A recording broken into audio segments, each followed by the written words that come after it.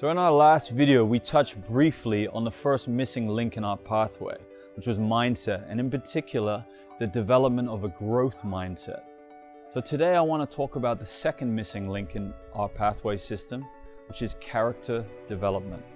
First, I want to put a shout out to Brett Ledbetter and the What Drives Winning series, because their videos have truly changed the way we view coaching. Brett and his team, they define character simply as who we are. And they've gone on and taken 26 character skills and divided them into two separate categories.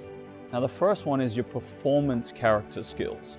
So as you can see from the list here, these govern the relationship that you have with yourself.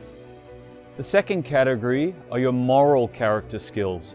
As you can see, these govern the relationship you have with others. So at first glance, 26 character skills can be pretty daunting, because we know now that you need each and every one of those character skills to be in check in order to maximize your potential as a player and as a person. The good news is that each and every one of these character skills can be developed and can be trained. So what I want you to do is I want you to imagine each of these skills like a muscle. So let's say I want a six-pack. Now, I can't eat a salad on a Tuesday night and expect to have a six-pack on a Wednesday. That's just not going to work, and I know that. So what are you going to do? You're going to set out a program, and you're going to train, and you're going to eat properly for a prolonged period of time. Now, if I do that for 3 months, I'm going to notice some big differences. Maybe I get leaner, maybe I get fitter, maybe I get my magic six-pack. If I decide to celebrate that six-pack with 3 weeks of burgers and pizzas and beers, well, I'm going to lose that six-pack. And it's the same with these character skills. So if I work on my confidence for 3 months and I work on positive thinking, and then I decide, okay, they're good now, I'm going to leave those, and I neglect them, they're going to wilt again, and I'm going to lose my confidence. I'm going to become less positive. The great news is that they can be developed and trained. The bad news is that they need constant attention, because if we leave them, unlike technique, they will wilt again. So today what I want to do is I want to take you through just one of these character skills and show you how we might develop or might train this. And I want you to think about these things creatively and try to apply your own rules or your own set of drills to work on each of these character skills.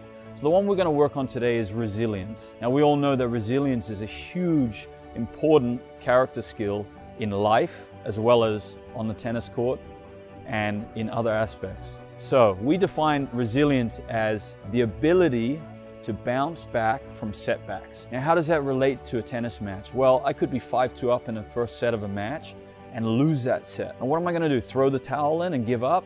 Or am I going to be resilient and fight back? Now, I know what you're going to say next is that, well, some kids or some players are more resilient than others. They're just naturally born that way. They're tougher. They've got more grit.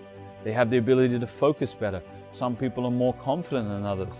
So what I'm going to argue is that you can change and that you can develop if you have the right mindset and you're willing to make those changes. So today, let's talk about resilience. What we do first is we define the term to the kid or kids that we're working with. The second thing is once they understand the term, we ask them to grade themselves realistically out of 10 on what they think their resilience is. So maybe a kid says he's 5 out of 10, he thinks he's okay. Then we've got to come up with drills. This is where the coaches have to be creative, because it's no good saying on the sideline and every time they miss saying, hey, come on, you need to be more resilient. We need to train them to be resilient. So I'm going to tell you a simple drill that we do. It's very easy. We take a kid and we tell him, listen, I'm going to feed to you side to side, forehand, backhand, and you need to make 10 balls in a row in.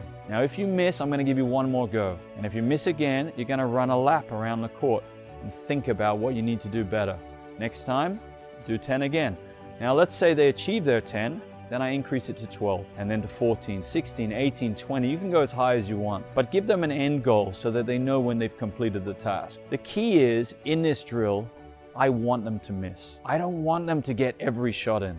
It's not a technical drill, it's not a tactical drill, it's a mental drill. I'm working on a character skill. So when they miss, I give them an opportunity. I bring them to the net and I say, listen, I know this is tough, I know it's frustrating, but you have an opportunity here to either give up and you can sit down and I will not get angry with you, or you can test your resilience and try to bounce back from this setback. Usually what we found doing this drill, and we've been working on this for 2 years now, is that the kids that achieve the goal in the end feel that they're more resilient. So when we ask them to grade themselves later, they may grade themselves 6 or 7. Now, if it's only 1 point ahead, it's still a massive improvement. So we don't need to jump from 5 to 10 overnight. And again, remember that these skills are going to go up and down all the time.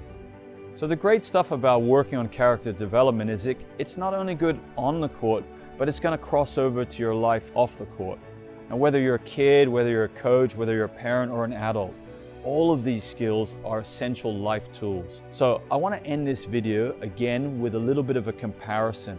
What I'm going to do is I'm going to use Nadal and Kyrgios. What we've done is we've chosen a few character skills, as you can see from the table, and we've compared the two players. I know that Kyrgios is a little bit younger than Nadal, and probably he's going to continue his journey and continue developing his character.